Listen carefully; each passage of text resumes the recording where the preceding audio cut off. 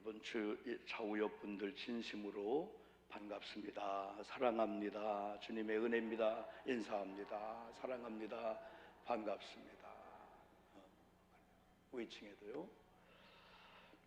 네, 오늘은 11월 26일 11월 마지막 주일이면서 의미 있는 주간이에요. 성령 강림조로 26주일이면서 마지막이고, 그러면서 재정회기나 우리 교회 회기는 22년 12월부터 이제 이번 주 31일까지 전체가 다 마감이 됩니다. 그러면서 12월 1일이 금요일 날이 월삭이고, 그러면 심야 기도에 특별히 우리가 또 한 달을 보내고 한 달을 맞이하면서 같이 기도하면서 우리가 보내려고 합니다. 우리가 지난날을 돌이켜 보면서 주님의 은혜라는 이런 찬양을 불렀는데, 이런 제목의 설교를 통해서 하나님의 말씀을 우리가 받으려고 합니다. 돌이켜 보면은 하나님의 은혜였습니다. 엄청난 사역을 진행해 왔습니다. 우리가 주일 예배 전에 한 5분, 6분 동영상을 보여준 이유가 있습니다.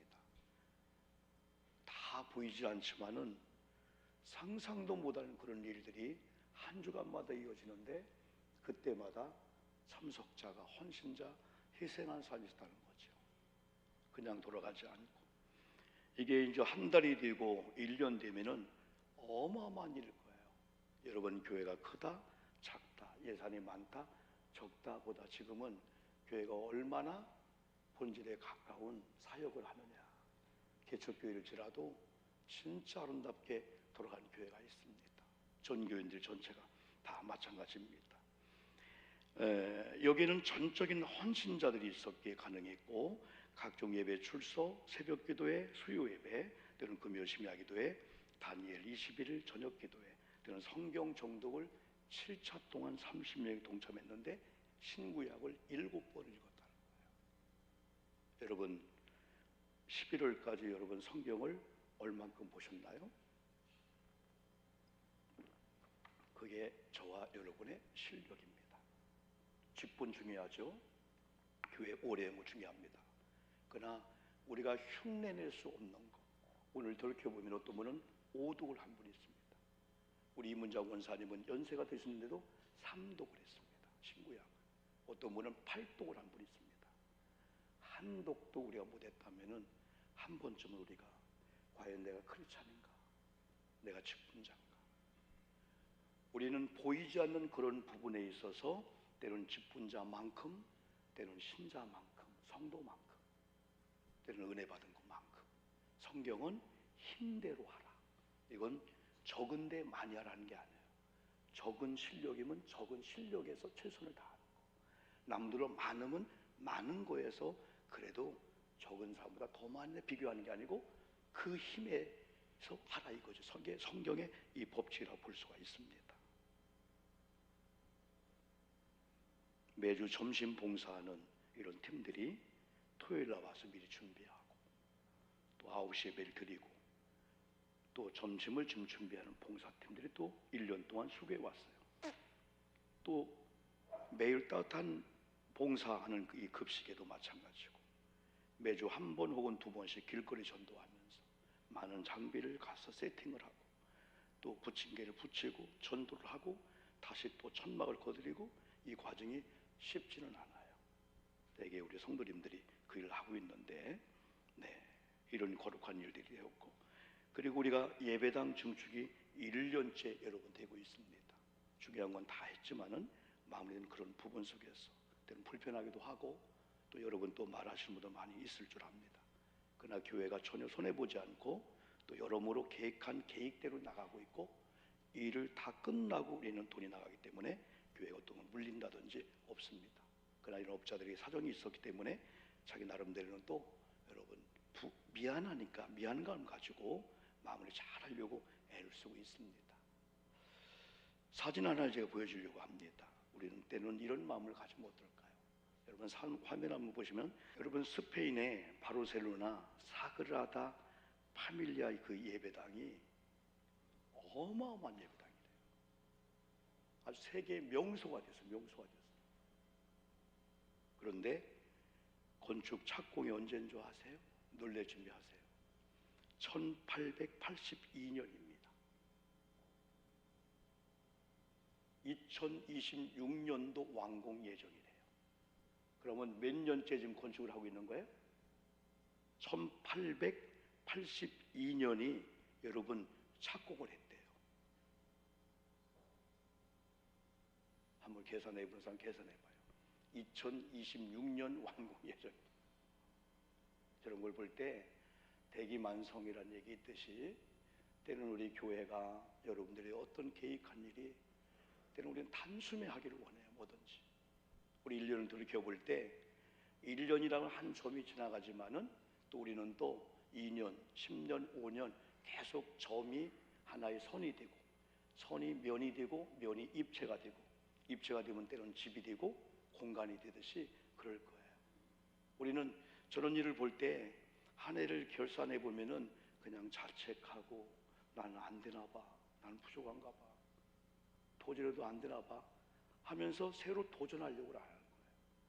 아직 진행형일지라도, 아직 여러분은 완공을 안 했을지라도 우리 개인적으로 계획하고 있는 것이 아직 어떤 성과, 아직 42.19 테이프를 끊지 않았다 할지라도 우리가 다름질 한다면은 우리가 조금 지금 이런 마음을 가져가야 되지 않겠는가. 여러분, 성경의 위대한 사람들을 보면은 또 우리 시대도 마찬가지예요. 우리에게 뭔가 같은 친구고 같이 옆에 성도고 있는데도 말하지 않지만은 뭔가 존경스럽고 예사스럽지 않다. 똑같은 신앙생활이고 똑같은 어려운 가운데고 똑같이 지금 사업장, 직장이 어렵지 않은 사업장, 직장 나오라면 하나도 안 나올 거예요. 오늘도 우리 많은 교우들과 신방 가면서 얘기할 때 이야, 다 어려운 거야. 어렵지 않은 것이 하나도 없는 거야. 그런 가운데도 야, 저런 어려운 가운데도 저런 자세를 가지고 저런 얼굴의 모습을 가지고 저런 신앙의 자세를 가지고 신앙생활을 한다 했을 때 깜짝 놀랐어요. 성경도 마찬가지. 성경에 수많은 인물이 있지만은 우리에게 아프게 하는 그런 인물도 있지만은 진짜 감동을 주는 인물이 있어요. 그 중에 하나가 오늘 본문의 솔로몬인데 이 솔로몬의 첫 번째 위대한 고백 속에서 저는 깜짝 놀랐어요. 1000번째 설교 많이 했고 이 본문을 많이 읽었어요. 그런데 오늘날 이 말씀이 확 눈에 들어오는 거예요. 지난주에는 신명기 16장이나 출애굽기 23장은 설교를 얼마나 많이 한 거예요. 감사절기 때. 그런데 21절, 22절이 37년 만에 그렇게 크게 들어올 수가 없는 거예요. 추수감사절기를 그랬잖아요. 하나님의 거룩한 제단 앞에 아세라상을 두지 말라, 바알신을 두지 말라, 이걸 찍어버려라. 하나님을 예배하면서 우리가 끊지 못하는 게 있구나. 하나님이 흠양하시지 않는 뭔가 같이 붙어있는 게 있구나. 요걸 버리라겠구나. 열왕기상 17장 18장 보면요, 엘리야가 바알신을 섬기고 아세라신을 섬기는 세상 850명하고 대결을 하는데 하나님의 불이 들어와 이겼을 때 850명을 하나님이 다 죽이라고 했어요. 우상을 하나님이 인정하지 않는다는 거죠. 하나님 앞에는 깨끗하고 진실하고 거룩한 그런 예배와 이런 예물 하나님 받으시는구나. 하나님의 많은 헌금을 받고 많은 걸 받는 게 아니고 하나님은 구원받은 자가 거룩성을 가지고 땀 흘려 힘써 버는 그 아름다운 이런 제단 장식, 제단 꽃 이런 것들이 여기 어떤 위선이나 가정이나 내 의나 내가 뭔가 이름을 높이려고 하는 이런 것들이 곁에 있을 때 그걸 끊어버려야 된다. 그런데 오늘 말씀은요 6절을 다시 한번 여러분 보겠어요. 이렇게 하고 보면 더 은혜로워요. 한번 크게 샤우팅하듯이 우리 한번 읽어봅니다. 시작. 솔로몬이 이르되 주의 종 내 아버지 다윗이 성실과 공의와 정직한 마음으로 주 앞에서 행함으로 주께서 그에게 큰 은혜를 베푸셨고 주께서 또 그를 위하여 이 큰 은혜를 항상 주사 오늘날과 같이 그의 자리에 앉을 이들을 그에게 주셨나이다. 하나님 나라 부름받은 아버지 다윗을 소환시키는 거예요. 그리고 다윗 왕이 위대했던 것, 이걸 솔로몬이 고백하는데 하나님이 우리 아버지에게 은혜를 베풀었기 때문에 우리는 이번 금요일날 설교는 제가 이걸 안 했잖아요. 다윗이 하나님을 경외하고 하나님을 섬기고, 누가 봐도 어떻게 저렇게 하나님을 찬양하고, 한번 예배 드린다면 다윗이 왔다 갔다 하는 게 예배 올인하는 모습을 보고 옆에 있는 분이, 이야, 어떻게 예배를 청종하고 저렇게 예배를 찬양할 때 찬양하고, 기도할 때 기도하고, 설교할 때 설교 듣고 어떻게 저렇게 할까? 그 모습을 보고 놀랄 정도 다윗은 하나님을 경외한 사람이었어요. 만약에 다윗이 예배 드리는데 휴대폰 보고 있네, 예배 드리는데 양말 벗었다 꼈다, 혁기를 꼈다, 또 예배 드리는데 엉뚱한 일 하고 있네, 그랬다면 아마 안 그랬을 거예요. 그냥 솔로몬이 본 게 있어요. 아마 다윗이 보여준 것 같아요. 성도님들, 우리가 예배하고 헌신하는 거요, 감추지 마십시오. 아이들로 하여금 나 주일 예배를 간다, 나 새벽기도 간다, 심야 집회 간다, 교회 김장 간다, 교회 중충하는데 헌신 간다, 이걸로 우리 아이들이 보고 느낄 때, 아, 우리 아버지는 이런 분이구나. 솔로몬이 뭔가 봤나 봐요. 이 다윗의 위대하고 다윗이 하나님을 경외하고 하나님을 찬양하는 그 부분을 여러분 금요일 날 설교했는데, 오늘 설교에는 그것조차도 다윗의 의가 아니고 하나님의 은혜를 베풀었다고 다윗이 고백하는 게 아니고 솔로몬이 고백하는 거예요. 아들이 고백하는 거예요. 하나님께서 다윗을 위해서 큰 은혜를 항상 주셨다고 솔로몬이 또 항상 두 번이나, 주께서 우리 아버지에게 큰 은혜를 베푸셨습니다. 주께서 또 그를 위하여 이 큰 은혜를 항상 주셔서 오늘같이 그의 자리에 앉을 아들을 그에게 주셨나이다. 자기 자를 돌아보니까 자기가 태어난 과정이 은혜라는 거야. 나는 궁금한 게 하나 있어요. 솔로몬이 아버지와 밧세바 관계 속에서 어떻게 해서 자기 낳은 걸 알았을까? 성경에는 없지만은, 이러면 하늘나라 가면은 묻고 싶은 게 있어요. 만약에 솔로몬이 그런 사실을 알고 오늘 이런 고백했다면 더 위대합니다. 왜냐하면은 솔로몬은 정상적인 부부관계가 아니라 우리아의 아내를, 여러분요, 우리아를 죽게 하고 밧세바를 자기 첩으로 삼아서 여러분 난 첫 번째 애는 죽었습니다. 두 번째가 솔로몬인데, 오늘 솔로몬이 우리 아버지가 위대한 것은 하나님의 은혜를 베풀었고요, 큰 은혜. 근데 항상 베풀었고요, 하나님의 은혜가 둘째 아들인, 비록 밧세바를 취했지만은 둘째 아들인 나를 인정하고 나를 왕으로 삼았어요. 여러분, 이 말씀이 왜 위대한지 아십니까? 이 말씀 전에 일천번제가 나와요. 일천번제요. 근데 대개 사람들은 수능 합격 전에 일천번제 할 수가 있어요. 작정기도 할 수가 있어요. 하나님 앞에 기도할 수가 있어요. 근데 이미 솔로몬은 왕이 된 다음에, 대개가 왕이 되면 이제부터는 우리 하나님 관계보다도 어떤 어른들 관계 좀 끊어지고, 내가 헤드가 되고 내가 어떤 그 탑이 되어서 내가 명령하고 싶잖아요. 그런데 왕이 된 다음에 기본 산상에 가서 1,000마리의 번제를 드리면서 하나님이 나타납니다. 야, 네가 이런 예배를 내 감동했다. 내가 네게 뭐 줄게? 지혜를 주세요. 하나님이 궁금하셨나 보죠. 저는요, 유약합니다. 어립니다. 아버지의 왕의 이 백성들을 제가 다스리기에는 너무 부족하니 하나님 지혜를 주십니다. 여기 다윗이 얘기하는 이 지혜는요, 내가 군림하고 내가 권력을 가지고 칼자루 가지고 내가 휘둘러서 다음 정권까지 막 그냥 그런 일반적인 정치가 아니라, 지혜는 하나님 마음, 하나님 뜻, 하나님의 생각, 하나님이 방향을 알기를 원하는 게 하나님의 지혜야. 내 마음대로 왕을 안 하겠다는 거야. 이 일천번제를 드린 다음에 오늘 여러분 방금 하나님 앞에, 하나님 우리 아버지를 소환시킵니다. 우리 다윗 아버지 위대합니다. 우리 아버지 귀합니다. 그런데 돌이켜보니까 하나님이 그 은혜를 베풀었던 걸 다윗이 고백해요. 그것도 항상 다윗이 때로는 하나님을 멀리할 수 있죠. 그때도 하나님은 은혜로 다가오고, 다윗이 하나님을 찬양할 때도 은혜로 다가오시고, 항상 은혜를 베풀어 주시사 오늘같이 그의 자리에 앉을 아들을 그에게 주셨나이다. 이런 고백하는 거예요. 아버지 다윗을 이렇게 인정합니다. 왕상 3장 6절. 여러분, 우리가 참 이 말씀 잘 받아야 돼요. 주의 종 내 아버지 다윗이 첫째, 성실했습니다. 둘째, 공의로웠습니다. 셋째, 정직한 마음을 가졌습니다. 솔로몬의 아버지를 읽었습니다. 아버지가 솔로몬에게 주입시킨 게 아닙니다. 솔로몬의 아버지 곁에서 여러분 볼 때 우리 아버지는 성실했습니다. 우리 아버지는 공의로웠습니다.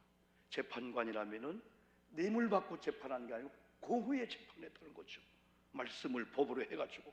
그리고 우리 아버지는 정직한 마음을 가지고 있었습니다. 열왕기상 2장에서 솔로몬이 마지막 아버지가 죽음이 임박할 때 한마디를 들었습니다. 너 앞으로 왕이 될 거야. 너 돈 많이 벌어. 어디 땅 있어? 어떤 유산이야? 한마디 하지 않고 너 힘써 대장부가 되라.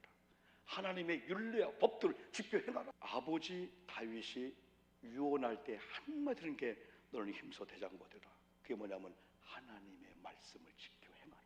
율례와 법들을 떠나지 말라 라고 한 그 말씀을 마지막으로 받으면서 자기가 왕이 되면서 하나님 앞에 고백하기를, 하나님, 우리 아버지 하나님의 은혜로 아버지가 이런 삶을 살았고, 제가 볼 때 우리 아버지는 성실한 아버지, 공의로운 아버지, 정직한 마음을 가지고 주와 함께 주 앞에서 행했습니다 라고 6절에 고백합니다. 다윗은 정말 그랬습니다. 하나님을 경외한 모습이나 또 하나님께서 세워주신 권위자들의 권위를 존중하는 걸 보면은, 사울이 사무엘상 23장을 보니까 사울이 다윗을 죽이려고, 다윗의 생명을 취하려고 칼을 갔던 거예요. 이걸 알고도 죽일 수 있는 그런 찬스가 와도 어떻게 하나님께서 기름 부음 받은 사울이 죄를 져도 내가 공격하냐 이거예요. 이게 다윗의 마음이었어요. 하나님을 존중하는 다윗이 하나님이 세운 사울이 아무리 자기에게 악을 행한다 할지라도 내가 어떻게 저를 행합니까? 하면서 손대지 않았죠. 이게 솔로몬이 그런 사실을 다 알았던 것 같아요. 사울이 다윗의 생명의 위협을 느끼는 그런 상황 속에서 금요 심야일 때 이 본문을 우리가 말씀을 나눴습니다. 사무엘상 23장 16절 보니까 하나님께서 다윗에게 요나단을 붙여줍니다. 17절 보니까 곧 요나단이 다윗에게 이르기를 두려워하지 마십시오. 내 아버지 사울의 손이 네게 미치지 못할 것이에요. 너는 이스라엘 왕이 되고 나는 네 다음이 될 것을 내 아버지 사울도 안다 했어요. 이 솔로몬이 아버지 다윗이 어떻게 하나님의 큰 은혜를 입은 것을 알았을까요? 아까 말씀드린 대로 보여줘야 될 것 같아요. 아버지의 헌신, 아버지의 기도, 우리 아버지가 하나님을 얼마나 존중하는지, 우리 아버지가 아내를 얼마나 예수님처럼 사랑하는지, 우리 엄마가 남편을 정말 예수님처럼 이런 걸 보여줘야 되는 거예요. 우리 며느리가, 우리 딸이, 우리 엄마가 또 할머니한테 얼마나 효도하는지, 시어머니가 아니고 장모님이 아니고 그 모습을 보여줘야 된다는 거죠. 아마 솔로몬이 다윗이 아마 엄청나게 데리고 다녔을 거예요. 예배 현장에, 기도의 현장에, 때로는 전쟁터에 많이 그 현장 학습을 많이 시켰을 거예요. 어떻게 정확하게 이렇게 다윗은 죽었는데 솔로몬이 이 고백을 여러분 할까요? 자녀들이 잘 되고 안 되는 것은 부모님의 영향에 달려있다면 죄송하지만 책임이 우리 너무 커요. 우리 아이들 뭐라고 할 수가 없어요. 왜? 자녀들은 궁수가 화살을 쏜 방향으로 화살은 가듯이 부모님께서 쏜 방향으로 갈 수밖에 없다는 거예요. 그러나 우리는 아직도 늦지 않았습니다. 솔로몬이 보았던 우리 아버지 다윗은 성실과 공의와 정직한 마음으로 주와 함께 주 앞에서 행함으로. 아니 어떻게 솔로몬이 이런 고백할까요? 이 고백입니다. 하나님, 우리 아버지는요 한순간도 하나님을 떠난 적이 없어요. 한순간도 하나님 뒤에 있는 적이 없어요. 항상 주님 앞에서 주와 함께 동행했고, 그가 왕이 되기 전에도 왕이 되고 난 후에도 때로는 그렇게 우리 아버지가 성전 건축하고 싶었는데 하나님이 거절할 때도 거절에 아멘하고 성전 건축 준비를 다 할 정도로 하나님을 사랑했던 우리 아버지입니다. 본인이 성전 건축하면서 이건 내 은혜가 아닙니다. 아버지께 은혜를 베푼 하나님의 은혜로 다 준비한 그런 제목을 가지고 저는 건축했을 뿐입니다. 이미 다윗이 건축을 거절했음에도 불구하고 주변에 많은 왕들, 많은 사람을 통해서 우리나라가 건축을 하게 됐는데, 그때 백향목을 주십시오, 뭘 주십시오, 다 약속해놨고, 그 약속을 또 어떻게 알았는지 솔로몬이 왕이 돼서 건축을 할 때 그 주변 나라 다 다니네. 또 이런 걸 보면은 비밀이 아닌 것 같아요. 우리 아버지가 다 보여주고 얘기한 것 같아요. 정확하게 찾아가서 우리 아버지가 약속했지요. 백향목을 주십시오. 그러면 당당하게요, 백향목만 주면 안 됩니다. 우리는 기술자가 필요합니다. 그리고 또 다 이걸 배달해 줘야 됩니다.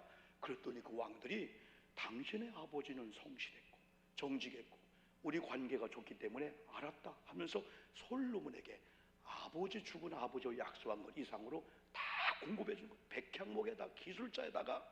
그 솔로몬은 어디 보면 너무 아름답게 건축을 여러분 했죠. 여러분요, 여러분 아까도 말씀드린 대로 아직 늦지 않았다. 우리 자녀들이 솔로몬이 고백한 것처럼 왕상 3장 6절 말씀처럼 우리 아버지는요, 우리 엄마는요, 이런 고백할 수 있는 그 일을 위해서 우리는 이제 늦지 않았다는 거죠. 주께서 그에게 큰 은혜를 베푸셨고 주께서 또 그를 위하여 이 큰 은혜를 항상 주사 오늘로 같이 그의 자리에 앉을 아들을 그에게 주셨나이다. 이런 고백할 수 있는 우리의 자녀들, 우리 주변에 여러분과 함께하는 성도님들 많이 나오기를 주님의 이름으로 축복합니다. 누군가 우리를 평가할 거예요. 누군가 우리를 이야기할 거예요. 잘못 평가하는 건 어쩔 수 없어요. 그러나 우리가 성실하게, 우리가 진실하게, 우리도 공의의 사람이 되면 돼요. 그냥 바꾸지 말고. 두 번째는 주님의 은혜를 고백하며 산 사람 중에 여럿 있지만 그 중에 하나 또 바울이 있습니다. 바울은 에베소 2장 4절에서 이렇게 고백합니다. 하나님이 큰 사랑으로 우리를 사랑하셨으니 우리가 죄로 죽은 자인 우리를 그리스도 안에서 살리시고 은혜로 말미암아 구원했다. 자기가 구원받은 것이 자기의 행위나 노력이 아니라 하나님의 은혜임을 고백합니다. 에베소 교회에게 3장 8절에서는 모든 성도 중에 지극히 작은 자보다 더 작은 나에게 이 은혜를 주신 것은 측량할 수 없는 그리스도의 풍성함을 이방인에게 전하게 하려고 주셨다. 이 은혜 주신 그 이유와 목적을 얘기했고요. 9절에서는 영원부터 만물을 창조하신 하나님 속에 감추어 있던 비밀의 경륜이 어떠한 것을 드러나게 하려고 내게 은혜를 줘서 사명자를 삼았다. 이 말씀이죠. 우리가 잘 알고 있는 대로 에베소 2장 8절은 우리가 구원받은 것은 그 은혜로 인하여 믿음으로 말미암아 구원받았다. 우리 행위가 아니기 때문에 자랑할 수 없다. 우리에게 난 것이 아니고 하나님의 선물이다. 그런 고백합니다. 시편 기자는 84편 11절에서 하나님 만남을 사모한 자에게는 하나님은 반드시 은혜와 영광을 주시는 하나님을 고백해요. 하나님은요, 마치 우리가 아들을 보고 막 손주를 보고 뭔가 주고 싶어서 막 애타는 마음이 있듯이 여러분이 주의를 줘도, 우리가 잘못해도, 우리가 부족해도 하나님은 막 주시려고 막 준비해놓고 달라고만 하라. 손짓만 하라. 그냥 두들기만 하라. 찾기만 하라. 그냥 주시려고 하나님은 애타는 이 하나님. 그래서 시편 기자가 그걸 아는 거예요. 다윗 같아. 아무래도 우리 하나님은 자기를 만나기를 사모하는 자다. 내게 좀 은혜를 베풀어 주세요. 우리 남편은 한 번만 살려주세요. 한 번만 살려주면 사명자 삶을 살겠는데요, 간절히 찾는 그런 자에게 은혜를 주신 하나님임을 이런 다윗이 고백했어요. 시편 86편 15절에서는 주여 주는 은혜로우시며 인자하시며 노하기를 더디하신 하나님이랍니다. 이런 찬양 우리가 있죠. 송축하라 내 영혼아 노하기를 더디하신 하나님. 이게 시편 기자의 고백입니다. 주여 주는 은혜로우시며 인자하시며 노하기를 더디하시며 인자와 진실이 가득하다. 더 나아가 시편 145편 8절에서는 여호와는 모든 자비를 베푸십니다. 그의 손으로 만든 그 모든 것 위에 은혜를 베푸시는데, 하나님의 자비, 하나님의 은혜, 하나님의 긍휼이 우리 죄보다 크기 때문에 어떤 죄를 줘도 하나님께 와서 하나님 용서해 주세요 하고 회개만 하면 하나님은 용서해 주는 하나님의 사랑이 우리 집보다 크다고 하는 것을 이 시편 기자 거기서 고백을 하는 거예요. 그 다음에 우리가 얘기한다면은 여러분의 이름이 올라가야 되죠. 오 목사가 누가 이런 하나님의 은혜를 입었어, 우리 힘으로 능으로 안 돼, 여러분, 세상 녹록지 않아요. 힘들고 어려워요.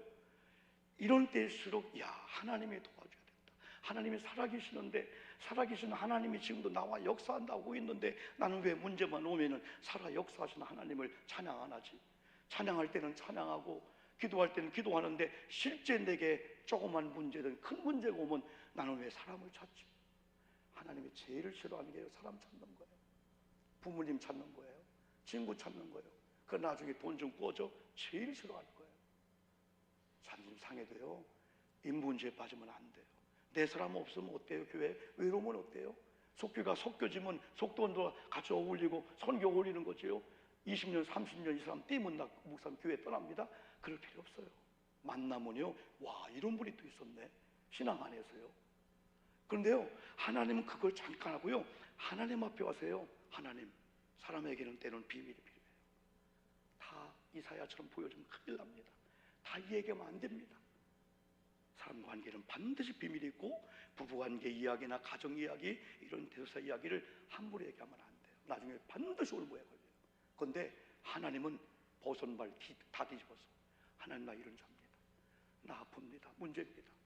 그 문제에 고집했지만 내가 실수했고 내가 잘못했습니다. 그럼 하나님은요, 용서해 주기를 원하고 나를 재창조하기를 원하는 하나님, 알았다 목사야, 그래 내가 그런 문제가 있었구나, 나는 비밀로 할 테니까, 그리고 내가 회개한 그 기회도 내 기억에 지울 테니까 너도 이제 기억에 지워. 용서받은 거 기억할 필요 없어.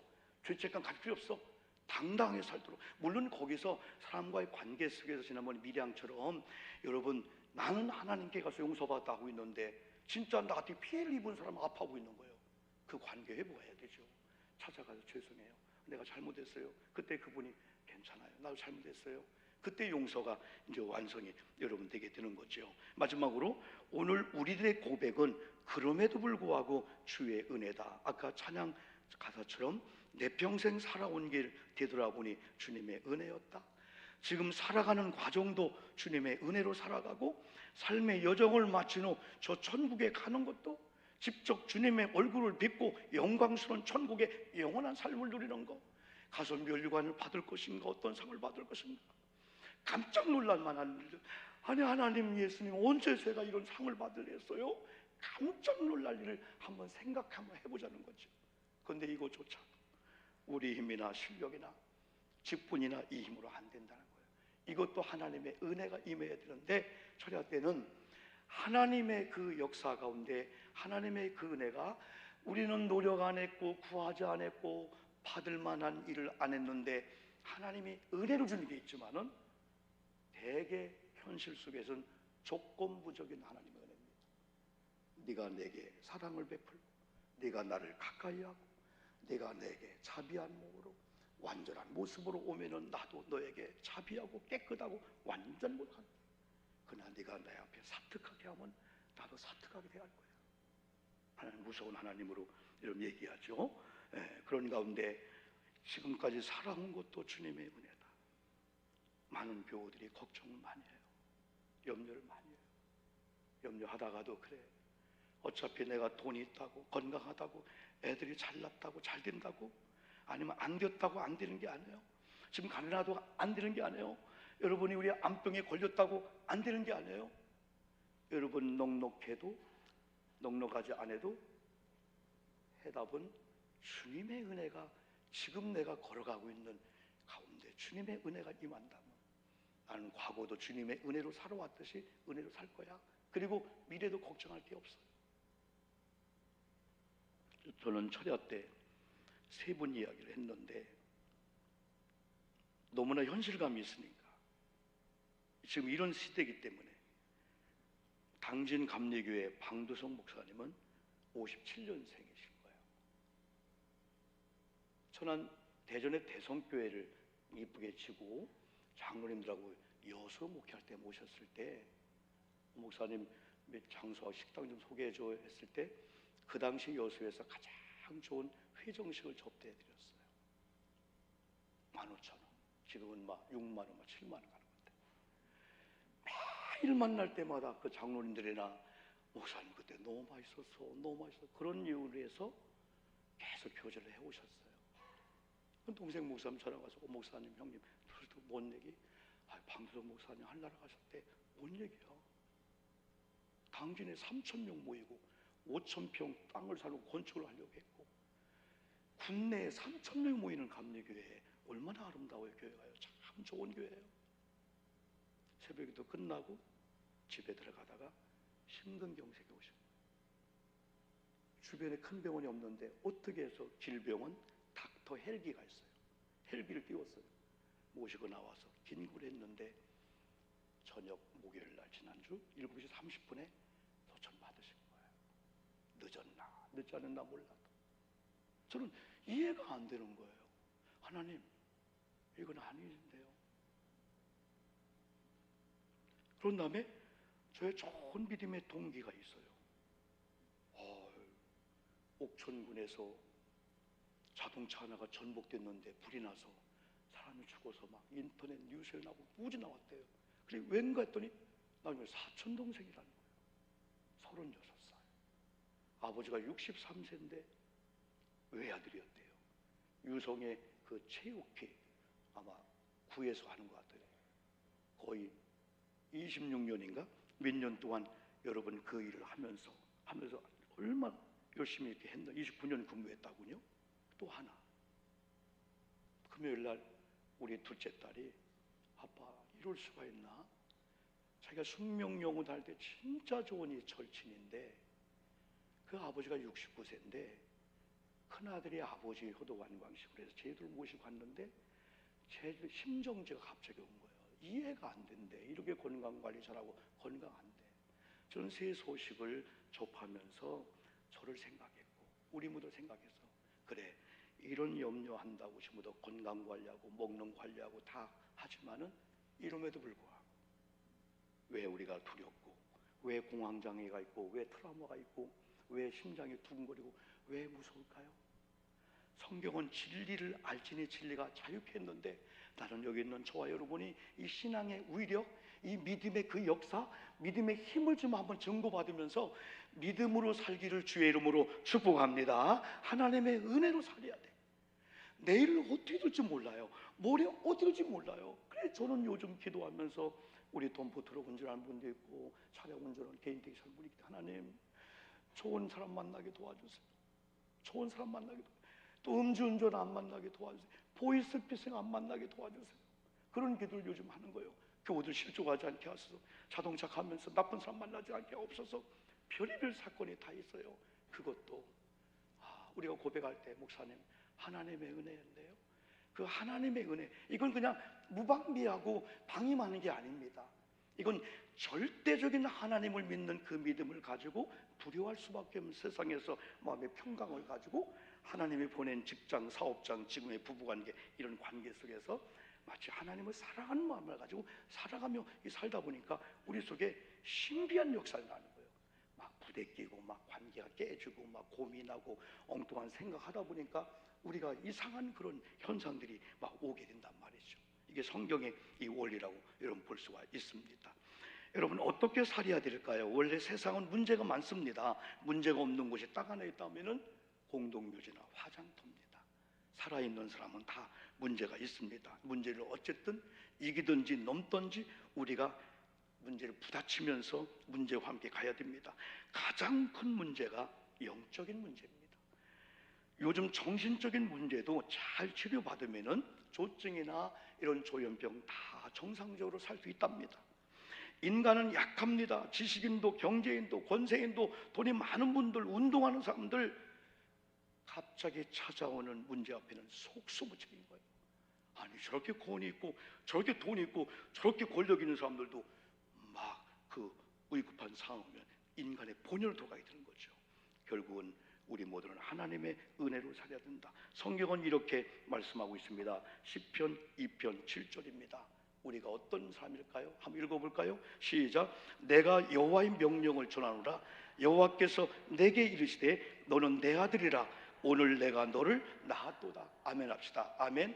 하나님은 우리의 아버지인데 사도신경을 고백할 때 첫 번째 마디가 하나님을 고백하는데 하나님이 전능하신 하나님, 우리 아멘 할까요? 전능하신 하나님, 창조주 하나님, 그분이 나의 아버지가 된다는 거예요. 절대적인 믿음을 갖고 우리가 했을 때요 신비한 역사가 있어요. 하나님은 살아계셔요. 목석이 아니에요. 돌멩이가 아니에요. 나무로 만든 어떤 그게 아니에요. 지금도 하나님은 불꽃 같은 눈을 가지고 우리를 살펴보시고 눈의 동자처럼 보호하시고 때로는 돕는 배필 천사를 보내면서요, 하나님의 사람 저와 여러분이 하나님 편에 서 있기만 하면은 어려운 일 당할까 봐서 오히려 하나님이 더 염려를 더 하신다 이거죠. 8절을 보니까 내게 구하라. 내가 이방 나라를 네 유업으로 주리니 네 소유가 땅끝까지 이르리라. 이사야 41장 8절은 우리가 잘 알고 있는 말씀이에요. 나의 종 너 이스라엘아. 여기는 여러분의 이름을 넣는 거예요. 나의 종 너 이스라엘아. 오용보가, 내가 택한 오용보가, 나의 벗 아브라함의 자손 오용보가, 내가 땅끝에서부터 너를 붙들어 땅 모퉁이에서부터 너를 부르고 네게 이르기를 너는 나의 종이라. 내가 너를 택하고 싫어하여 버리지 아니하였다 하였노라 하면서 10절 크게 한번 샤우팅합시다. 시작. 두려워하지 말라. 내가 너와 함께함이라. 놀라지 말라. 나는 네 하나님이 됨이라. 내가 너를 굳세게 하리라. 참으로 너를 도와주리라. 참으로 나의 의로운 오른손으로 너를 붙들리라. 아멘 합시다. 아멘. 우리 그리스도인들이 오직 할 일은 그리스도께로 나오는 겁니다. 공부도 직장도 사업장도 유학도 중요합니다. 이런 꿈을 꾸고 있는 여러분들, 하나님 경외함, 하나님 사랑을 빼고 세상적인 사람이 하는 것처럼 하다 보면 나중에 공부도 직장도 사업도 유학도 좋은 걸 땄는데 나중에는 하나님도 부모도 잃어버리고 갈 수가 있어요. 먼저는 하나님을 경외하는 거, 하나님 사랑하는 거. 그래서 요한복음 4장 23절은 아버지께서 사람을 찾는데 예배한 자를 찾는다. 어떻게? 영과 진리로 예배한 자를 찾는다. 히브리 4장 16절 그러므로 우리가 긍휼을 받고 때를 따라 돕는 은혜를 받으려고 담대히 은혜의 보좌 앞에 가까이 나갈지어다 말씀했고요. 16절에서는 그러므로 우리는 긍휼하심을 받고 때를 따라 돕는 은혜를 얻기 위하여 은혜의 보좌 앞에 담대히 나갈 것이니라. 이제 우리가 마지막 고백할 게 히브리 10장 25절입니다. 이거 이겨야 됩니다. 한번 볼까요? 한번요. 시작. 모이기를 패하는 어떤 사람들의 습관과 같이 하지 말고 오직 권하여 그날이 가까움을 볼수록 더욱 그리하자. 기도하겠습니다.